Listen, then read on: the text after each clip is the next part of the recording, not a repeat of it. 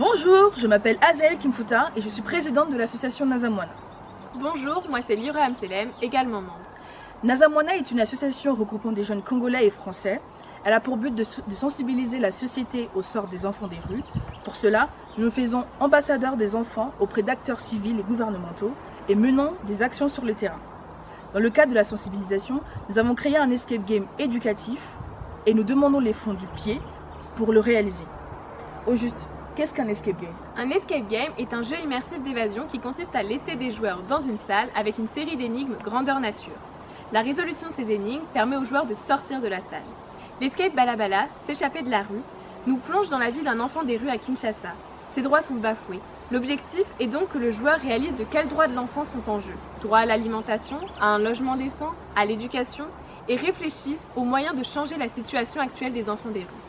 Situation méconnue en France, la rencontre avec le Chégué, enfant des rues en lingala, permet aux joueurs de prendre conscience de certaines réalités du monde qui l'entoure et la nécessité d'agir collectivement en faveur des droits humains. Il faut savoir qu'en RD Congo, la plupart des enfants vivant dans la rue ont préalablement été accusés de sorcellerie, un élément que le projet met en avant. Je laisse la parole à l'équipe au Congo qui apporte encore plus de légitimité à ce projet.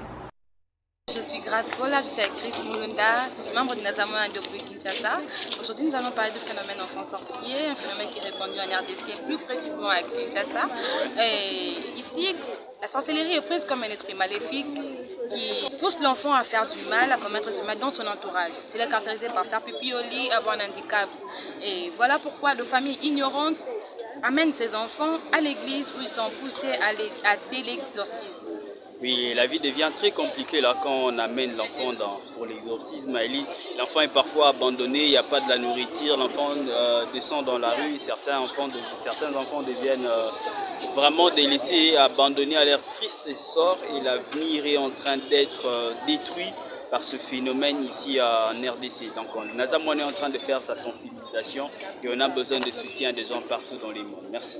La sensibilisation s'est d'abord déclinée par une plaidoirie au mémorial de Caen, dans notre lycée, puis au Congo à travers les médias et en s'adressant directement aux Congolais et au gouvernement.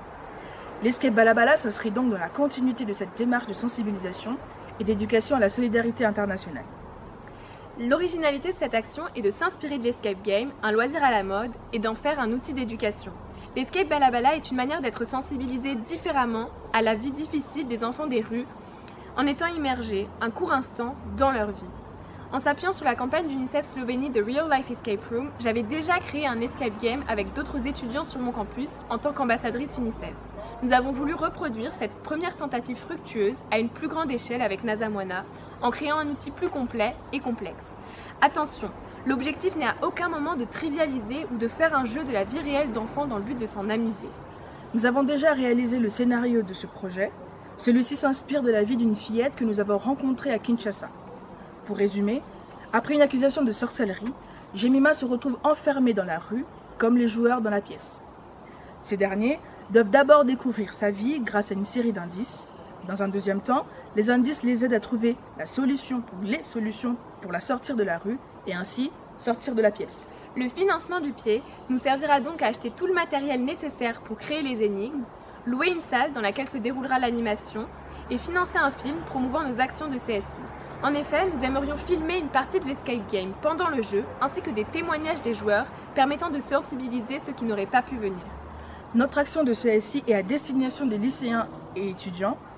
Par conséquent, nous comptons faire 2 séries pendant les vacances de Toussaint et de Noël 2021. Ceci nous laissera le temps de réserver une salle à Versailles et ses alentours, lieu où nous avons déjà les possibilités acquises, et si possible, faire une séance à Paris. Pour toucher notre public, nous comptons nous appuyer sur nos communautés, familles, amis, nos lieux d'études. Nous comptons également sur d'autres associations comme Bomoyi ou les Anges Écoliers. Différents journalistes, diaspora, journaux locaux du 78 pourront aussi nous apporter leur soutien. Enfin, la MGEN du 78, avec laquelle nous avons des liens particuliers à la suite d'autres projets, pourra relayer notre action aux professeurs. Nous comptons réutiliser ce projet comme un outil permanent de l'association et adaptable à différents publics, différents milieux. Simple action associative, à l'étranger, mais aussi dans le cadre scolaire. En effet, nous souhaitons souligner l'importance de l'éducation.